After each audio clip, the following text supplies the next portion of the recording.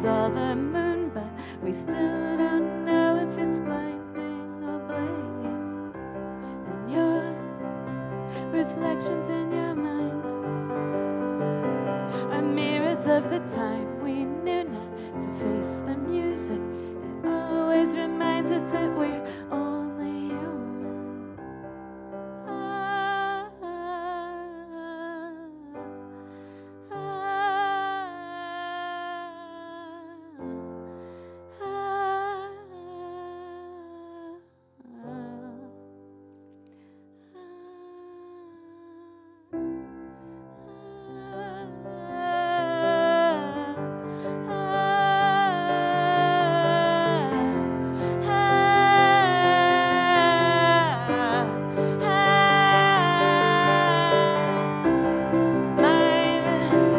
reminds me of the time.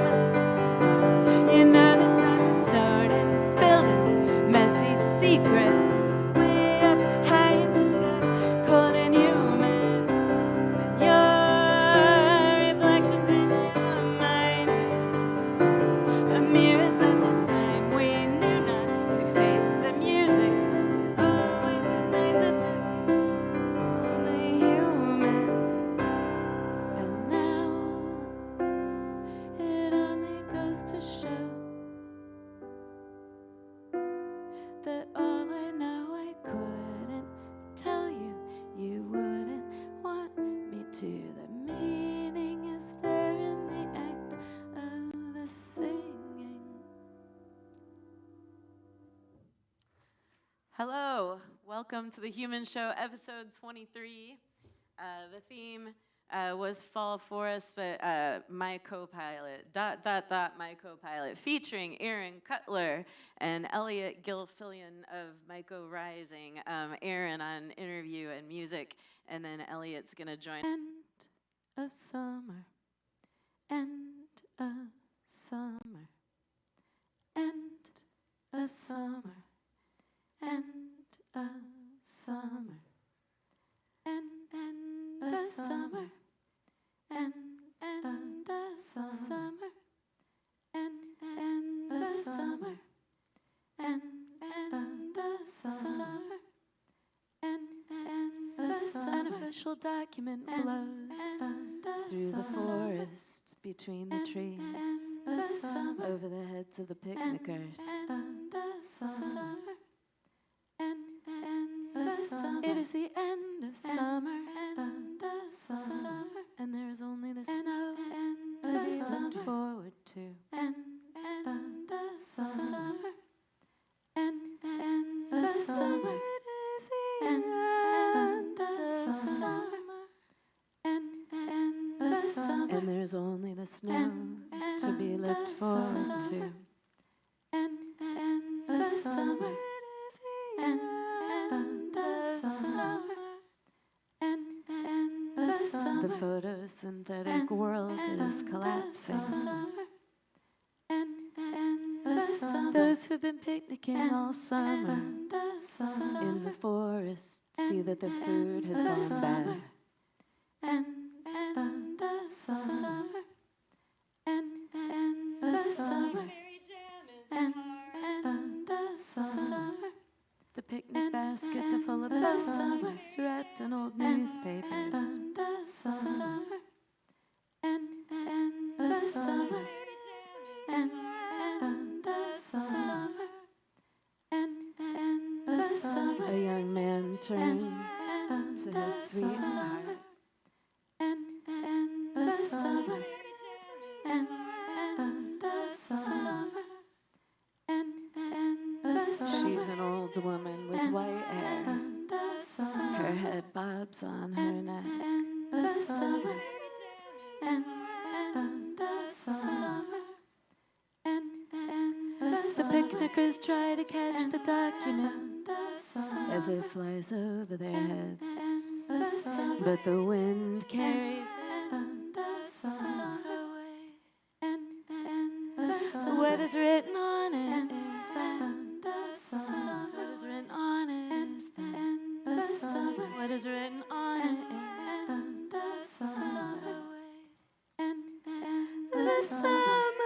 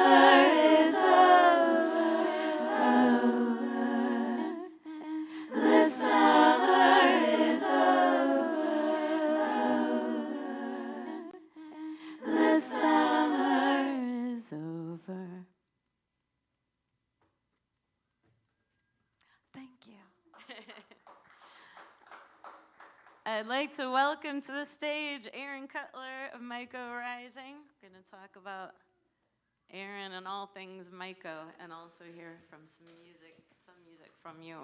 Yes, and all things rising. And all things rising, yes, Myco and rising.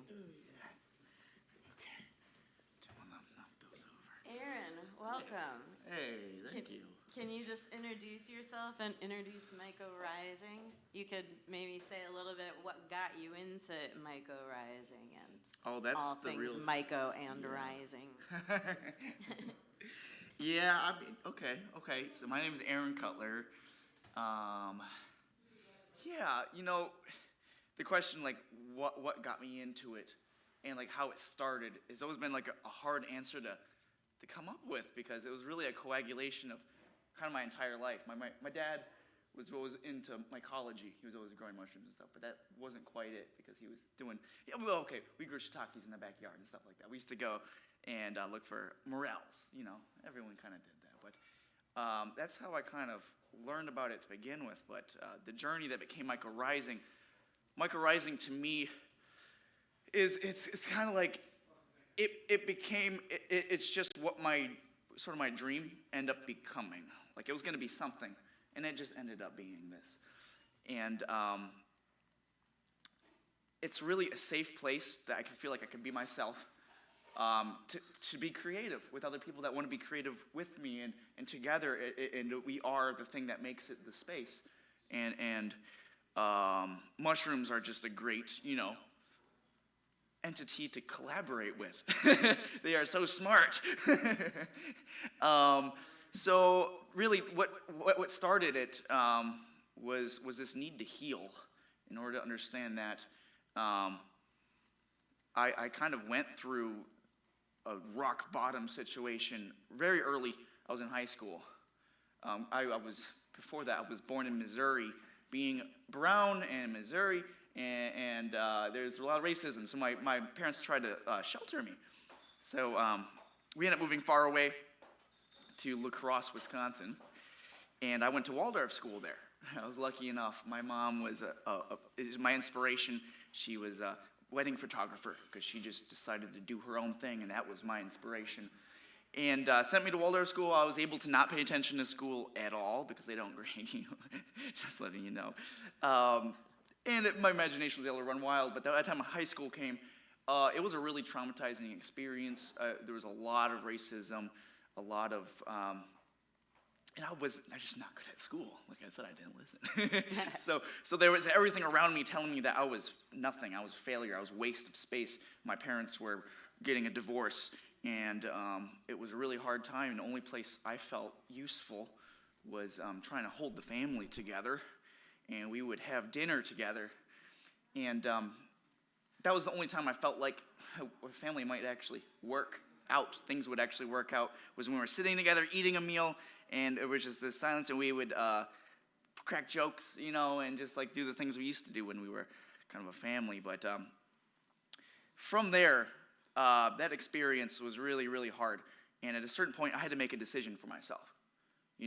I can either continue to spiral, because I noticed I was spiraling like pretty hard. I was pretty suicidal. But I had to decide to love myself and give myself the respect that no one else was giving me, because that's the only way it was going to happen. And once I did that, all of a sudden, certain people started to see me for who I was. And I created a small space of friends who really actually respected me. That was the first time, and having this safe place. We would just make a fire. Me and my buddy, John Collins, I remember. If you're watching this, I love you, so I've been talking to you in a long time. But we would go in the backyard and make a fire, and just like this silence and this mutual respect and this sense of, I felt like I was healing for the first time in a long time.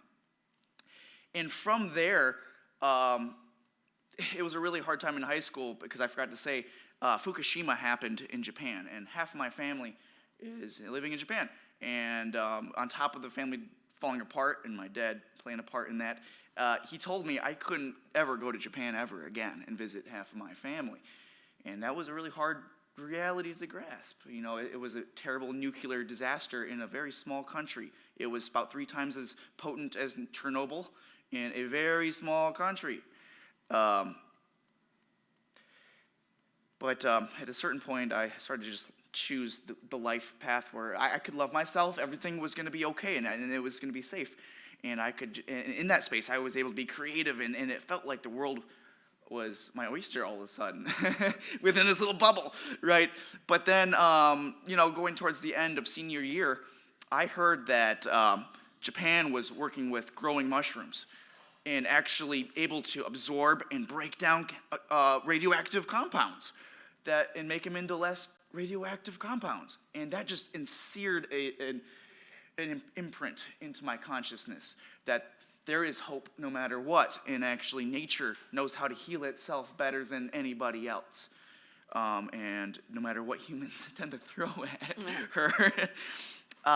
So fast forward, Micro-Rising came from letting go of the expectations of what I should be and to create a space where we can be and have this trajectory where we can partner together, be creative together, create a safe space together, and also partner with mushrooms who are the foundation of life on Earth in many cases through collaboration with many other organisms and trying to create that space where we can be comfortable to embody that, where we're not interacting with this dog-eat-dog mentality that comes with capitalism that's basically in high school. It's like that's what it is. You gotta be cool or be a scrub.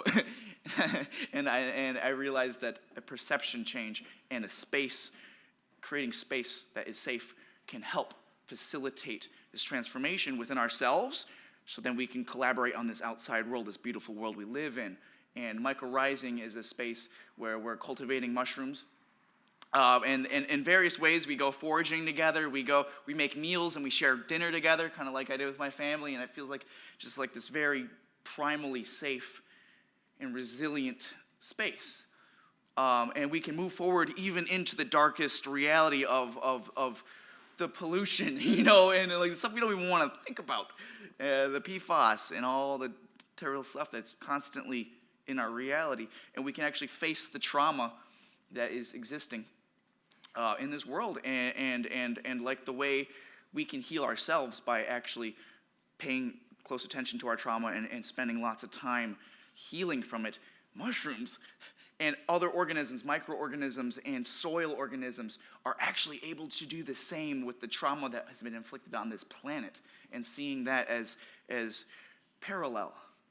And that was a long answer, and I thought a lot about it. It's a very good answer. Will you tell us some more details about what Micro-Rising is, a group of people, like how people participate, and what are some of the specific things you do, and even like things like PFAS, for people who don't know what that is? Yeah, share some of the things that some of the ways that you're partnering with people and with mushrooms.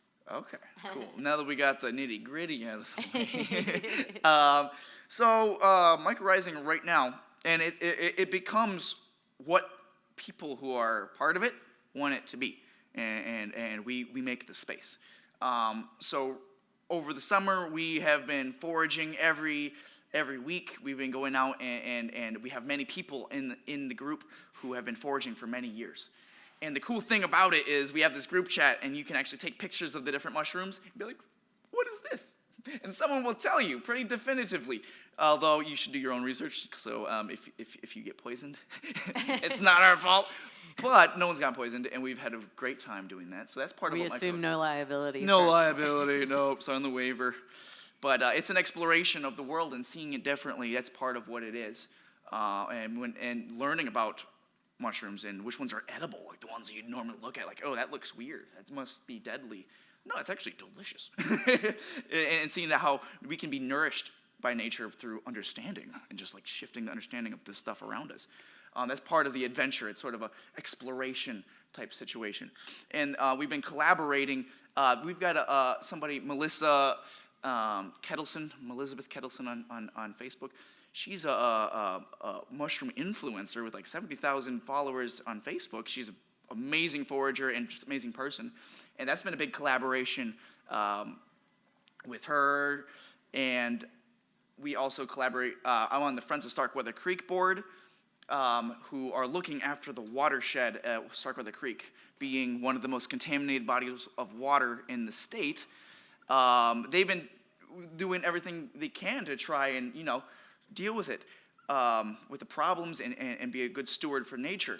And joining that, they have been pretty mesmerized and interested in that we can interact with mushrooms and microbes to actually improve water quality. So that's the other aspect of it, is this exploration into nature, but also how we can work together to heal it.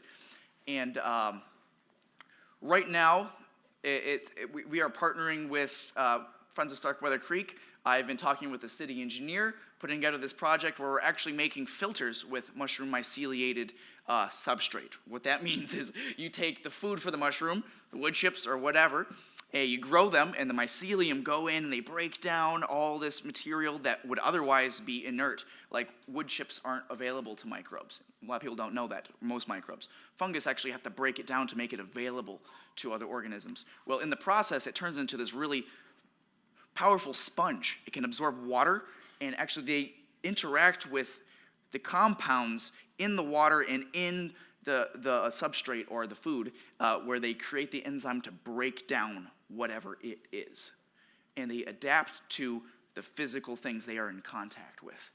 And one of the things they can do is that it's actually being proven, and it's been proven for a lot, that it can break down fossil fuel compounds that find its way into the watershed. And also, just pretty recently, they're discovering that mushrooms can break down PFAS. The considered forever chemical is not a forever chemical. There are certain things that can actually break down super recalcitrant or strong bonding abstract chemicals like PFAS, which is firefighter foam, and is considered something that would last forever and in very small quantities be very toxic to people. And it's all in the watershed. Starkweather Creek is a huge avenue for the stuff that was sprayed into the ground by the airport. This has been a problem for a long time, and there's a multi-million-dollar remediation project that's been shoved under the rug that we don't really talk about too much, but there is conversation now, especially. Does that answer that? I went on a huge tangent. Answer. No, I'm very interested in micro-remediation, and it's really a thing that I admire about mycorrhizing, and the approach that you take is that you're just doing the thing. You're doing the thing, you're not asking for, sometimes, after you show that it works, then you ask for permission to do it bigger and bolder and ask for support. But you're showing a way that people can be active and do some actual remediation of our surroundings. The biggest thing that mycorrhizing is a safe place to collaborate. Mm-hmm. And what we're doing is we're reaching out. There are so many people in this world, in this country, and even in this town that are working with bioremediation projects. I don't know if anyone knows what the word bioremediation means, but it's working with living organisms to bring back balance into an ecosystem after damage from fires, after damage from anthropogenic people BS, all the chemicals all the things we do to nature, restoring the balance afterwards and bringing healing. And what we're doing is we're reaching out all over. We've got people in California, Taylor Bright with myco-renewal or co-renewal. They've been doing myco-remediation after the forest fires. And they're helping us with it. And we've got people in the DNR. And I'm working with the city engineer. We're doing nothing without permission because we don't want this to be, built on sand. We don't want to kick sand in no one's face either. And we're kind of going slow and low and really getting all of the different knowledgeable people involved, engaged, nourished, part of the process, so that we can all over time focus and come up with a creative solution to some of the very complex problems we have in our watershed. And just enjoying the journey on the way there, because joy creates resilience. If we stopped having fun one day, this would be done. I'm telling you. And if there was no more meals, that would slow it down too. Excellent. Well, how about on that note, you play us some music, speaking of joy and resilience. Oh, sure. So Human Show, we like all the different aspects of what makes you human. So Yeah, Aaron will play some music, and then Elliot will come up to take the topic a little further with the two of them, and we'll hear from Elliot too. Okay, cool. This first song is called Self-Love, and it's kind of about what I told you about in the beginning, and coming to that understanding, even though it's simple, not always the easiest thing to do.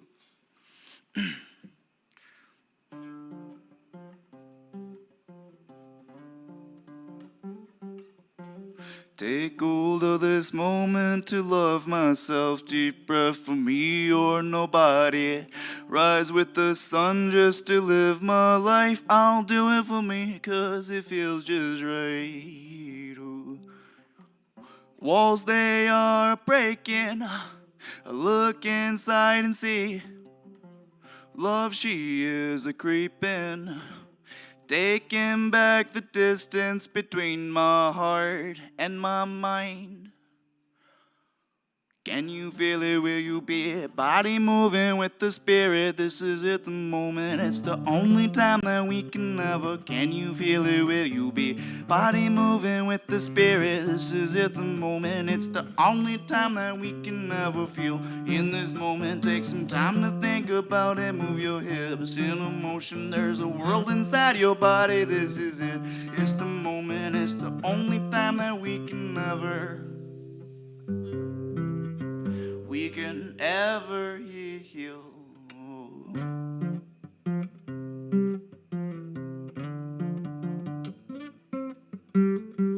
Walking down the street, all we see is ourselves, our family, and some others.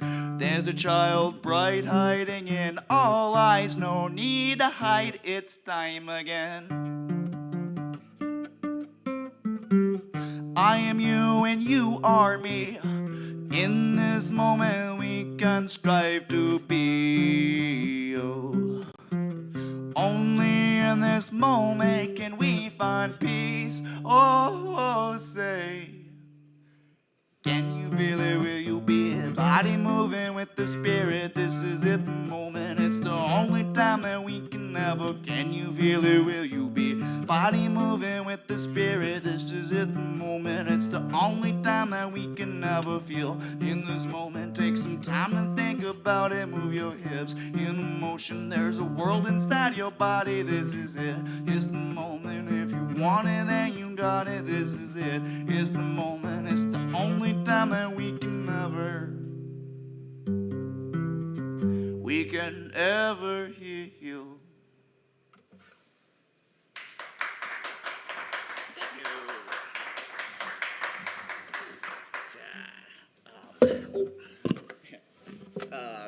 That's when I'm really wanting to get back into the studio and add with some drums and all sorts of other stuff. I can imagine it. So this next song is called Frogs and Lizards. It's as a kid I spent a lot of time in nature and I love catching frogs and lizards. And nature is like my best friend for a lot of my life, and this is a love song to nature.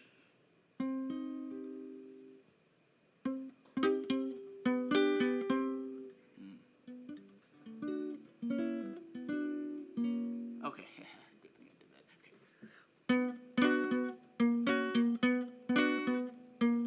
I don't know what you expect of me. I can tell when they're trying to change me. I don't know what you expect of me. Beams the sun all through the trees. I'm running through the forest. Great pebbles stuck to my feet. Gaze at a trickling stream. Blades of grass between my toes. Breathing the hazy meadow. Catching all the frogs and lizards that I'm finding in my way. Catching all the frogs and lizards that I'm finding in my way. Where were all the frogs and lizards that we found back in the day? I don't know what they expect of us. I can tell when they're trying to change us. I don't know what you expect of us. Watch the television and ignore the Earth's last dying cries. Watch the television and ignore the Earth's last dying cries. Listen to these words repeat so our children might see some light. I won't give up on this earth, even if it strangles me. I will try till my hands bleed, and after devils fall asleep. And when I go to bed at night, I know I've done my best. 10,000 hours, and spirit will do the rest. Beams of sun all through the trees, I'm running through the forest. Gray pebbles stuck to my feet, gaze at a trickling stream. Blades of grass between my toes, breathing noisy meadow. Beams of sun all through the trees, way back when we were little. Great pebbles stuck to my feet, this used to be a stream. Shards of glass between my toes, breathing noisy meadow. Catching all the frogs and lizards that I'm finding on my way. Catching all the frogs and lizards that I'm finding on my way. Where are all the frogs and lizards that we found back in the day?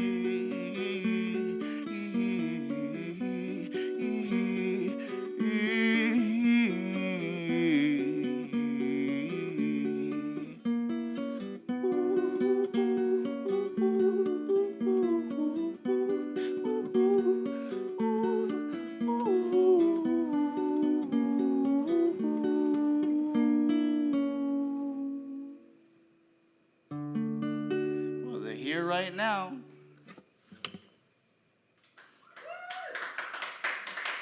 Thank you.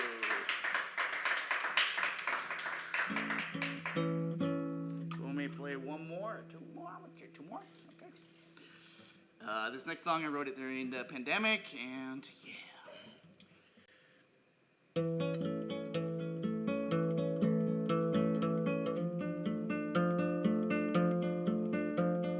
More I think about it, darling, the olden ways, how they took that toll. The stories told. Whoa, whoa, world begins to open up. Clouds are roaming free in skies above. But I don't know how to feel. Towers came crashing down, and the sight. There's a new world beneath the snow, and it's all mine. I've let go of all I know this time. Whoa, let it catch me by surprise.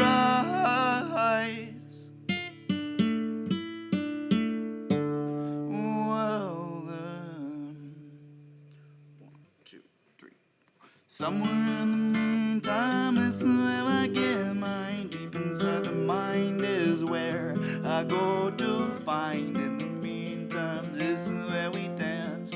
It's another chance to fight the true design. In the meantime, this is where we get mine. Deep inside the mind is where I go to find. In the meantime, this is where we dance. It's another chance to fight the true design. In the meantime, this is where I get my deep inside the mind is where I go to find. In the meantime, this is where we dance. It's another chance to find.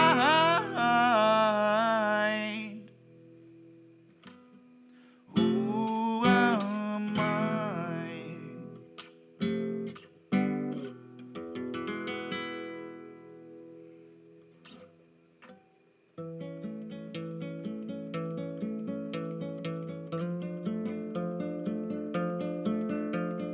Some will say they've had enough, but in these streets, who will share the love?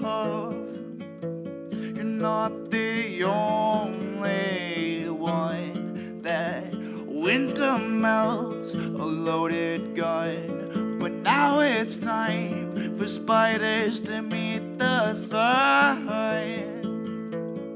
They are one, and we are one. But the things that got us here won't get us home, no. Well, there's there's nothing that we can hide when we're alone. I can feel it strong when I'm alone. Yeah.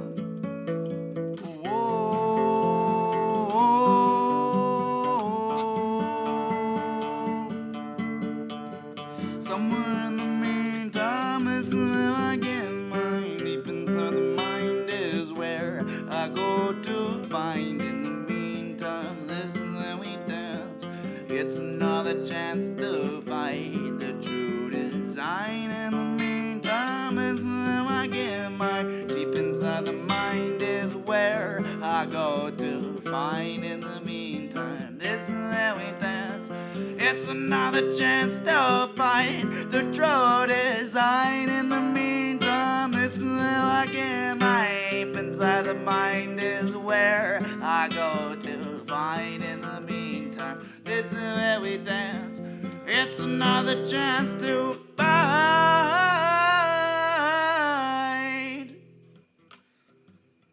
Who am I?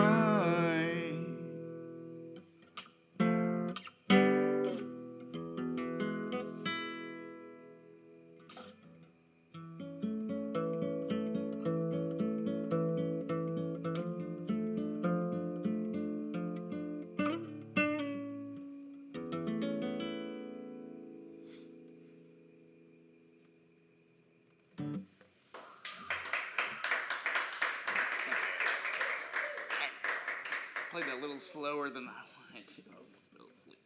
That was good. This last song, it's really quick. This is a song of hope for everything that's happening in the world, especially in Israel and all that. It's a song I learned in first grade at Waldorf School. It's called Hine Metov.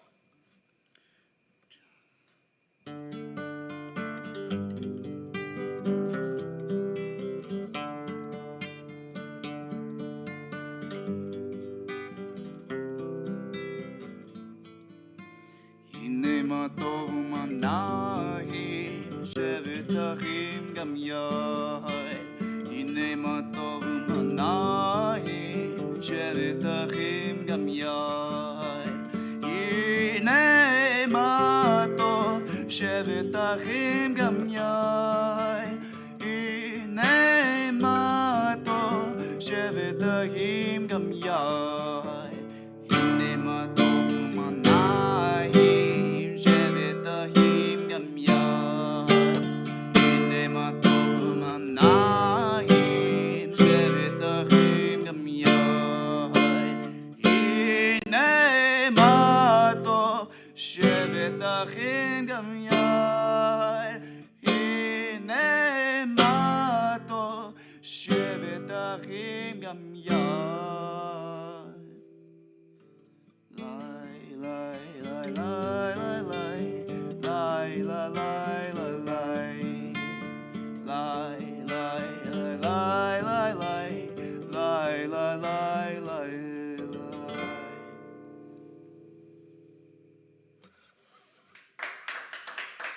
Thank you. I think the meaning of the words isn't it so great for when brothers can live together. And I think that's a great, and I think all people should be good at that.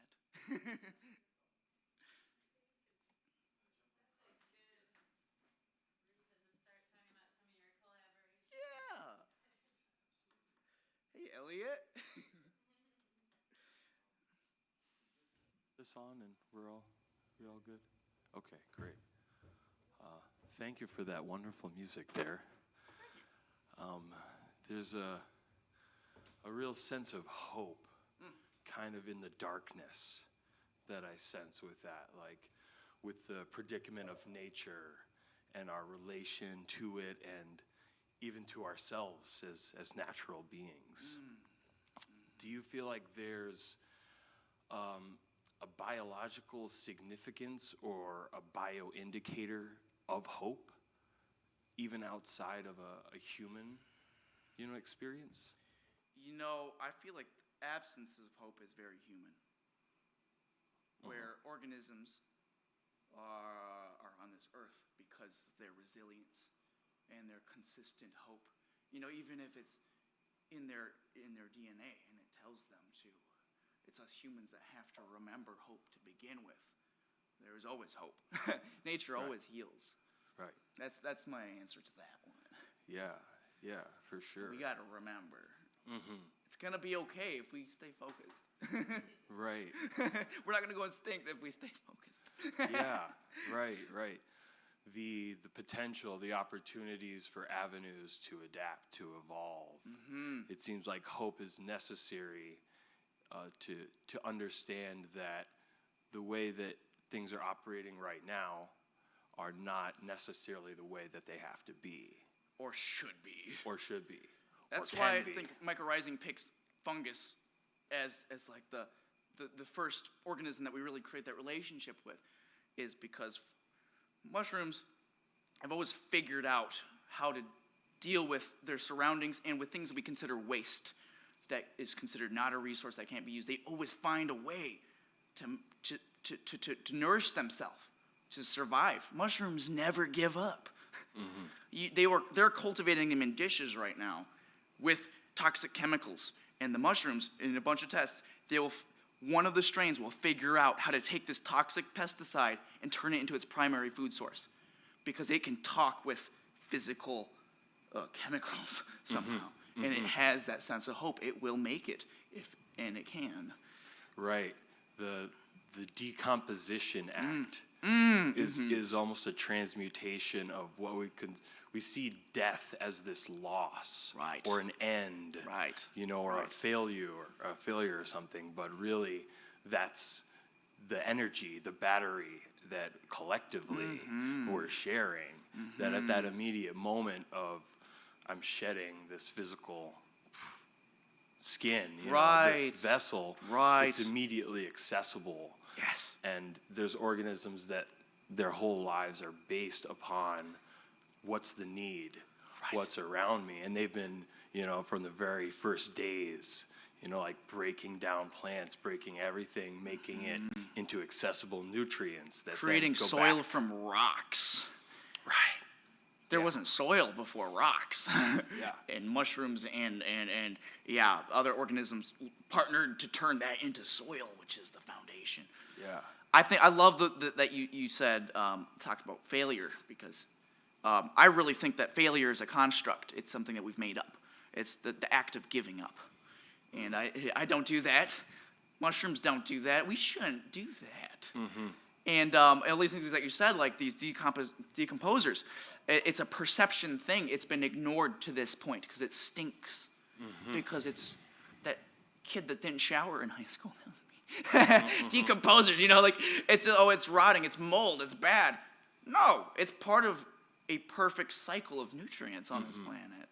And it's a perception change that needs to happen. I love that. Yeah, thanks for bringing that. Yeah, definitely. Mm-hmm. And in that going in that same direction of how the mushrooms are responding, breaking things down, making them accessible again. Mm-hmm. There's partnership with plants, the roots and the enzymes that create the nodes that then the bacteria live in, and the hyphae, create this whole interconnected thing. Can you talk about the aspects of interconnected nature within bioremediation, and what are some of the other approaches of like the full ecological perspective with that? I'm so glad you're up here right now. Same, back at you. Keeping me on track. This is, because mushrooms are not the ultimate answer. Their ability to partner is really one of the biggest parts. And the crazy thing is plants and fungus, like you said, they have partnered for hundreds of thousands of years. Mycorrhizal fungus connect the entire forest, multiple species of not only plants and trees, but microbes under the soil.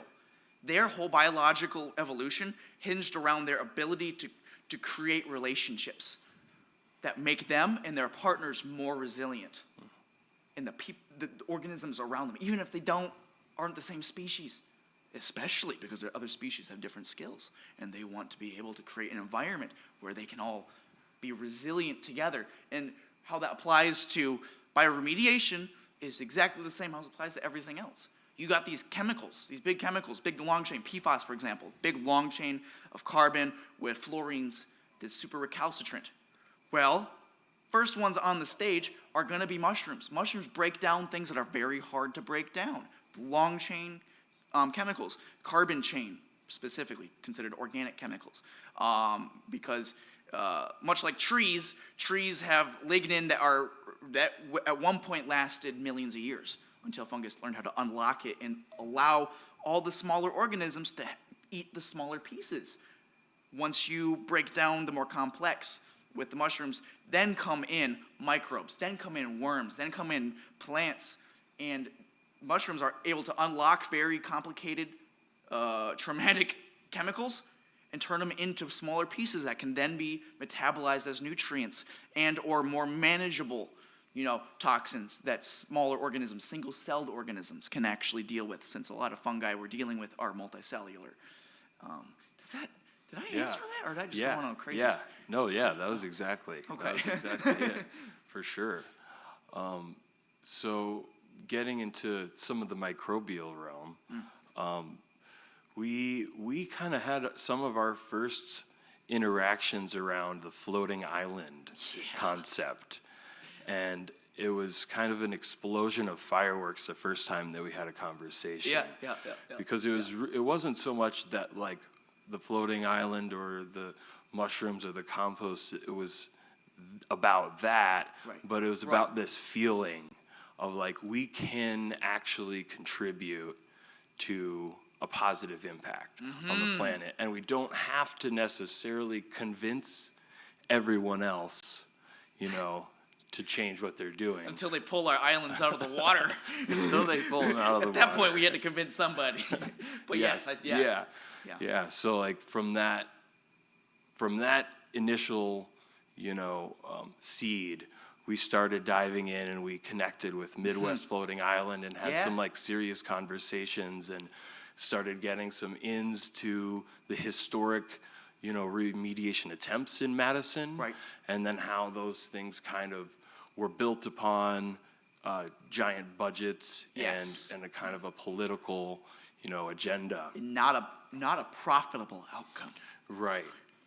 And very much dependent on kind of outsourcing these things. So just to explain to people that don't know what a floating island is, it's kind of like this man-made little island, and then you grow plants in it, and the plants will stick their roots down into the water instead of the soil, and they'll start pulling out all sorts of extra nutrients, which are toxins, causing algae blooms, right? It's excess of nitrogen and, phosphorus, really, that's causing it in the lakes, and the plants will pull it out of the water instead of the soil, and then we were going to have these floating islands with, like, mushroom mycelium in it to absorb other things and all this stuff, and that's what a floating island is. It's a collaboration of all these different things. Right, and then the microbes that then on the surface area of that sponge, actually are then a huge uptake of the phosphorus and nitrogen too. So it kind of, we started on that step. Yes. And then that, as we stepped into it. Collaboration on multiple species and each other as neighbors. Yeah. And so that kind of catapulted us. Yeah. And then from there, we kind of independently found different grounds in the mycorrhizing group and really bringing the community in and tying people together that really care and want to be involved. And it takes a vast array of different skill sets and personalities. Yeah, and there's so many different aspects to that. And then I kind of went off on the composting, adventure of being in kitchens and seeing all the food waste, and really that's, its potential for, at the most like basic level for me, on like an emotional level, like a little thing could eat that. Yeah. A little thing was gonna really love the heck out of that, a little beet chunk. And just for that, just that value of like, we can plug in and you can do it. Yeah, we can do that and then see, that life proliferate and respond in creating beautiful something soil. outside of ourselves that will then in turn over time become soil and nourish us back. and you really took off with the compost thing. Do you want to talk a little bit about that? Like, because I've been getting involved with the compost. That's why my shoes are all dirty right now. We just got back from the pile right now. Yeah, And, microbes and composting is a big method for remediation. After mushrooms have broken down stuff, I got in compost with Elliot because you can bring in microbes from compost, which is just a giant community to help with that process. But I want you to explain, like, what is it to you, the compost? Yeah. I mean, What have we done so far? What do you yeah, I mean, this has been a historic year for sure, and it's almost felt like the mycelial network of humanity and of just energy has been a guiding principle through it too, because the way that this has all arced and came so back well. together is of none of our intentional orchestration. Just happened. It's just plugging into like the feeling of this resonates, this is coherent, this is knowing that this moment, this is a good thing, this is a beneficial thing. We're all going in the same direction. Right. Connection with nature. So what has been done with the compost? What is the compost? So yeah. So this year, we've made huge strides in just kind of restaurant by restaurant going along, meeting the kitchens, understanding the flow. How can we help you make this simple and make it easy for us and not a disgusting, horrible thing, but like a mutually beneficial thing. By we, you did that. The bike, yes. Yes. I mean, I'm riding on the shoulders of giants here. Right. It would take me a long time to make a bike. That's for sure. Okay, yeah. Yep, and there's been grants coming through from the Dane County Sustainability Landfill Commission. They got us a trailer, a nice 9-foot thing that we can take 300 pounds of compost in, and just like totally elevated the game. And right kind of at the peak, I had started building this thing up and just At kind of Red Pine, catching right? the At Red bug. Pine Co-op? Yeah. Yeah. We'd been composting in the backyard, and I was just hitting this point of like, if I do any more back here, we could be in trouble. I mean, this is gonna, I mean, granted, it's the Red Pine backyard. There's eyebrows raising constantly at all times. Damn But hippies. this might be all the eyebrows. Like, this might break the camel's back. And kind of like right at that moment, this thing came through out at Troy Farm, where there's grants that were coming down from the National Resource Defense Council, like a DoD initiative. You know, who would have known? Casey, for telling us about this. Yes, Casey, yeah. Casey Sander, all hail. From the And village. Casey was right there, yeah, with us building the floating islands, and we had the burlap sacks out by the river. And so, like, it's just kind of these natural connections of just passion through it all that have, like, paved the way for the need and the necessity. Right. We already had, like, an inkling of the Right. direction that we were going. And paying it, what his all has in common is that we're all paying a lot of attention to decomposers and cultivating decomposers, mushrooms or microbial compost, worms. We got so many worms. It is just, it looks like spaghetti when we flip the damn compost. Oh, they're having That's a some great good time spaghetti. in there. Oh yeah. I didn't try any, but Oh yeah. I'm sure it's delicious. Oh, it's an eyeful. It's an- That's glorious. And the isopods are so cute, and they They are. roll up, and they're this tiny little isopods, like a millimeter, and then they're all different sizes. And then we found a pseudo scorpion. It was like a little tiny scorpion in Wisconsin without a tail, but it was like, oh, it's part of the community. Look at me, I'm a scorpion. Yeah. And I feel like every week it's like an adventure into Wonderland. Yeah. Of just, you can't even conceive of how many organisms, you know. You set up a little intentional geeks. We're system. huge geeks. Oh yeah. And we've had a few shots in with microscopes, some friends of ours, and we're going to keep developing that and understanding, you know, getting to know our neighbors there. But right now we're in the process of building a 365 compost greenhouse to continue taking in the food scraps and providing a shelter and aeration underneath passively, Building soil, building soil throughout the whole winter. completing the cycle. So, and yeah, the streets division has come out and checked out what we're doing, and 23 seems to be a theme this year. It's episode 23. Oh, It's 2023, and we just hit 23,000 pounds. and you just turned 23, is that And right? I just turned 23 yesterday. Beautiful beard. It's beautiful. Yes. Yeah, double 23, absolutely. Yeah.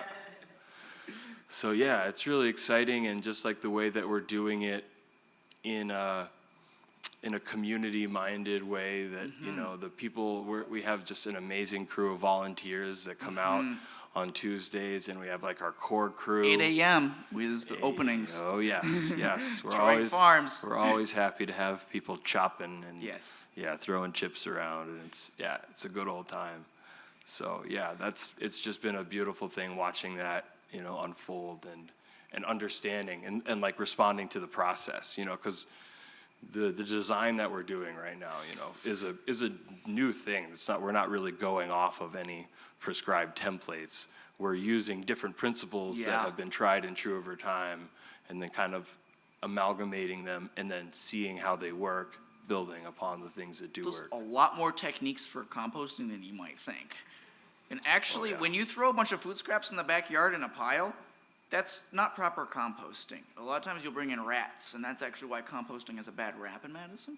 It's because there isn't a chemistry understanding that you need enough carbon, wood chips, all these different ingredients to cultivate a healthy microbial community. Yeah. And what you're saying is that we're using a bunch of different methods, trying to be as efficient as possible.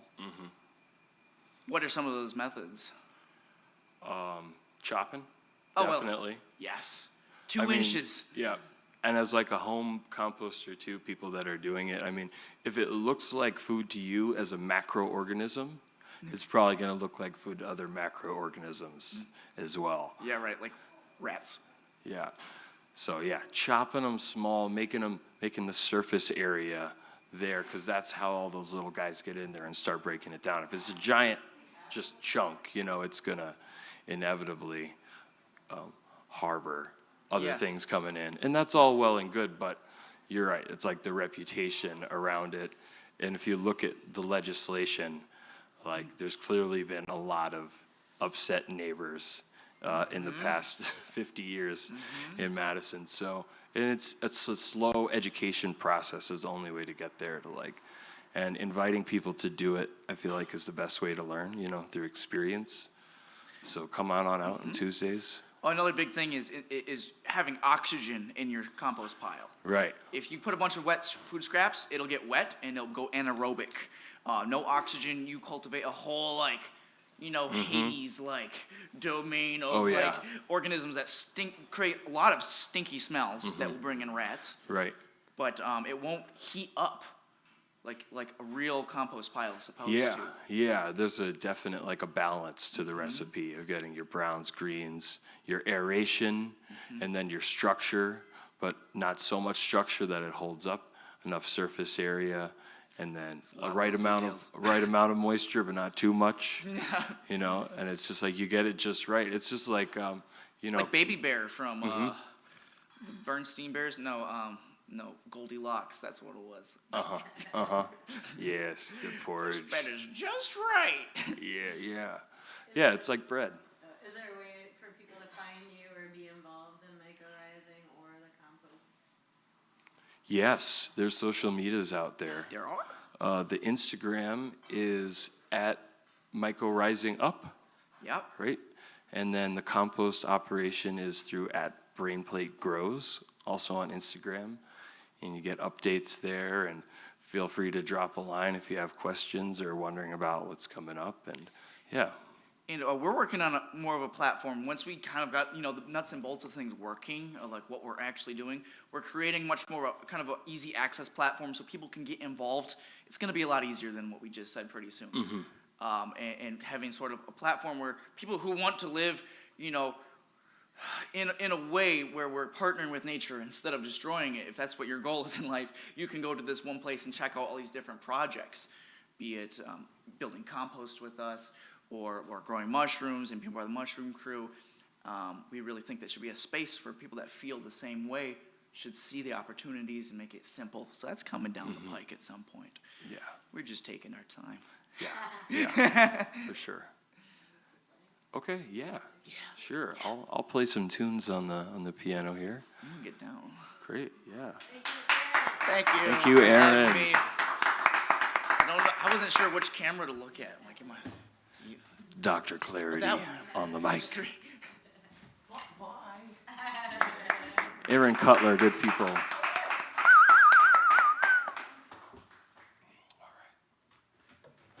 We're going to start in the key of D here.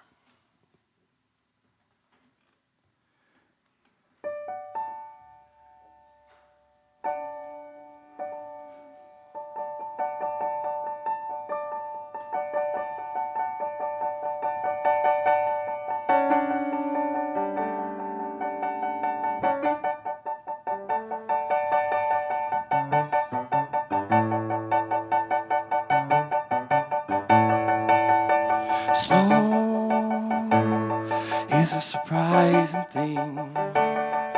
Ooh. Glow on with the westward wings. Glow, glow.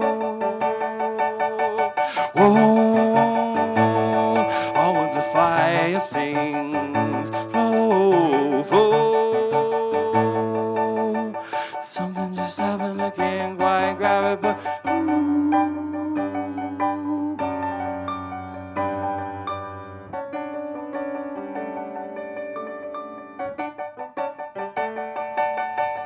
Oh, what the night can bring.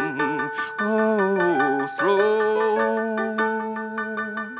home, walking through ice and wings. Oh, slow.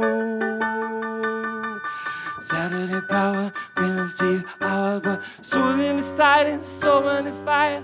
Maybe it's time to love.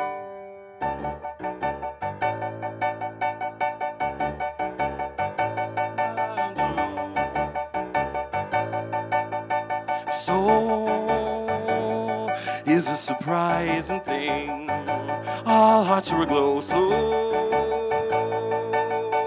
Home, what could this life display? I want to know. Something just happened, I can't quite grab it, but feeling inside and letting the light. Maybe it's time to love. Maybe we're all in love. Maybe we'll fall in love. Maybe it's time to love.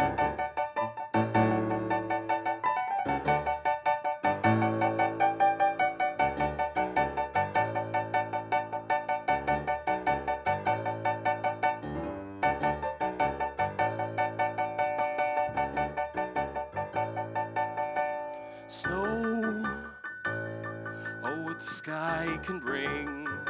Our hearts are aglow, so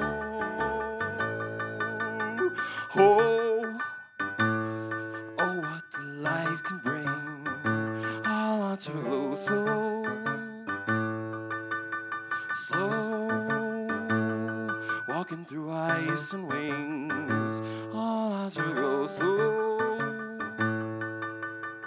holiday power might need the darkness.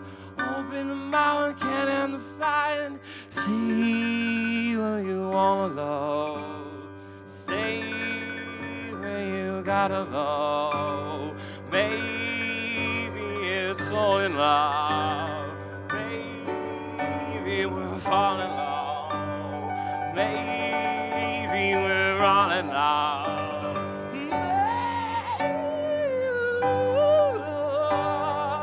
Maybe it's time to love.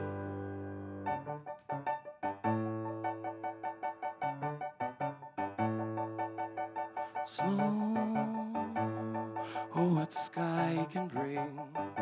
All hearts are aglow, slow.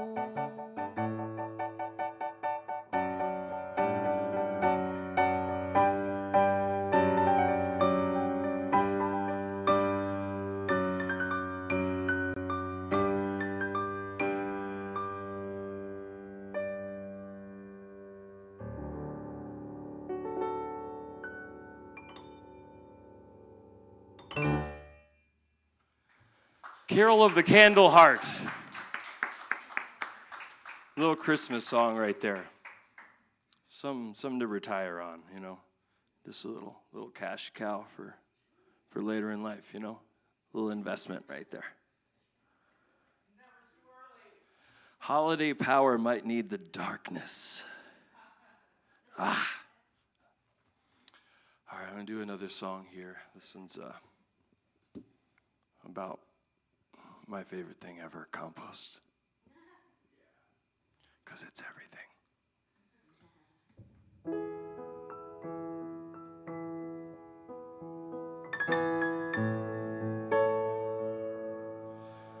I love the way you smell. And you're so ripe, so well.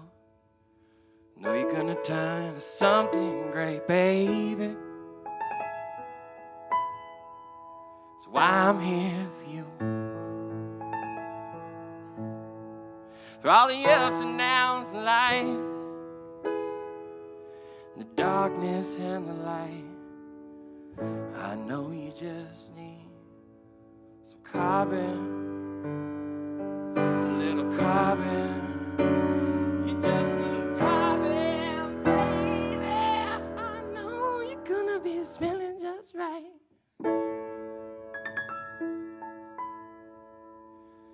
You need a little carbon,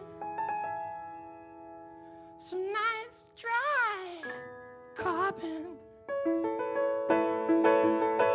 'Cause I know you gotta breathe like me. I just want to be free. I need water and structure, and I'm listening to the words of the preaching scriptures rolled up, trying to get high like the wish list. Look at this, is just good shit. Trying to put a little mix and you got just right. Got a lot of nitrogen, you've been riding high. You're so much energy potential, but I think you need to slow down. You need a little carbon. Oh, it's not that hard, and just throw in a little leaves. Crunch them up if you please. Going on since damn near this whole thing started. And I know it's gonna go. I just wanna be a part. It's a party. It's a party in here. Ooh, ah, it's a party in here. It's a party. You just need a little bit of carbon. I know you need to breathe like me. I never leave you alone. Yeah, I could chip in with some leaves and we could get it on. And everything comes together in its time. I just want to help out. I know you ain't got a lot of time. Let me throw this banana peel in right now. Oh, yeah, yeah, yeah. You just need a little carbon. Ooh,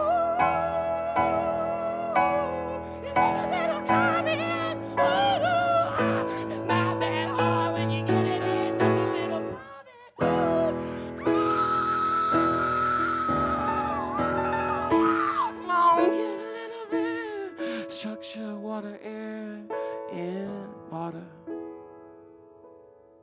Water, air, and water, and structure, in water. Little air and water and nitrogen, and I'm in the business of putting in a little bit of carbon. Just need a little bit of carbon. Balance is the key to life.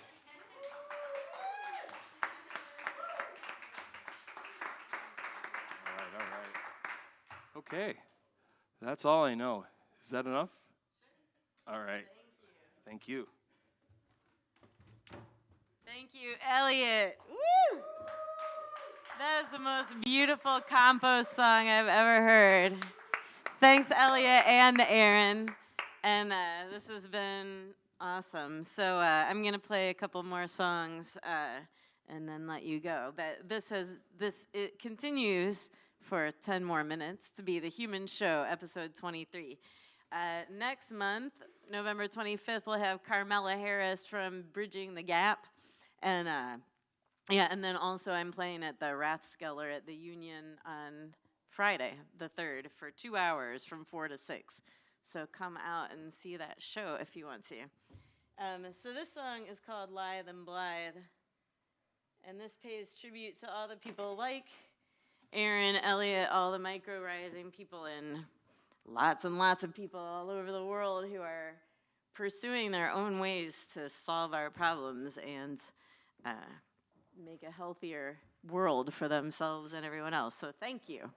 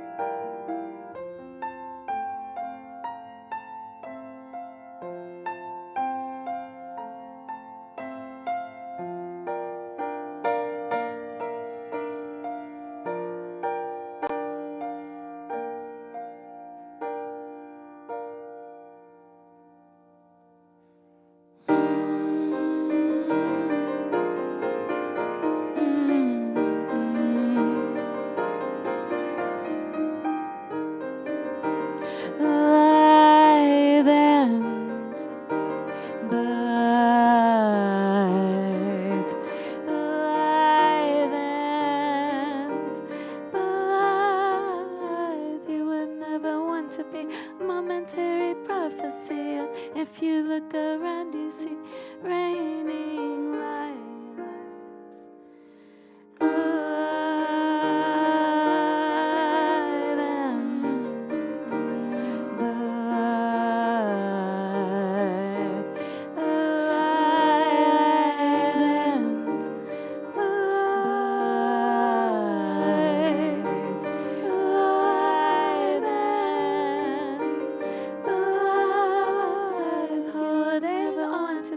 One more prophecy, dripping blossoms, raining circles.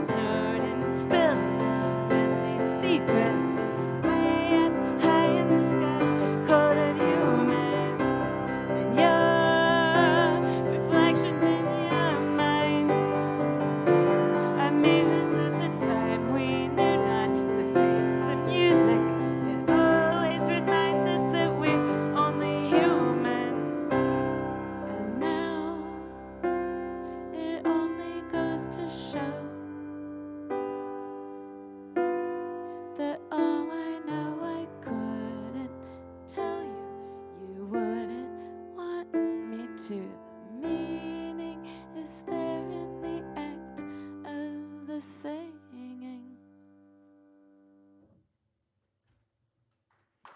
Thank you. This has been The Human Show, episode 23. Come back for episode 24. Support Cafe CODA and me and this whole scene, Maiko Rising, Elliot, and Aaron. Thank you.